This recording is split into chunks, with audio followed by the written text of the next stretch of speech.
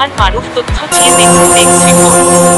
পাবনা সাংবাদিক ফোরামের ad hoc committee অনুমোদন। Staff report.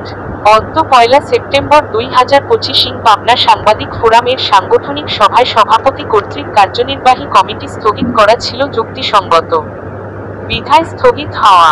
পাবনা সাংবাদিক ফোরামের এর প্রধান উপদেষ্টা রোটারিয়ান জালাল উদ্দিন কার্যনির্বাহী কমিটি বাতিল ঘোষণা করে।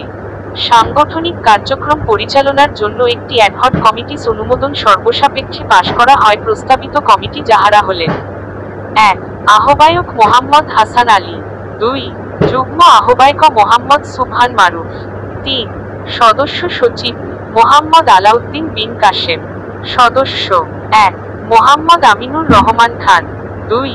মোহাম্মদ শফিক ইসলাম। 3. আব্দুল আজিজ হুমায়ুন। 4. রেহেনা পারভীন।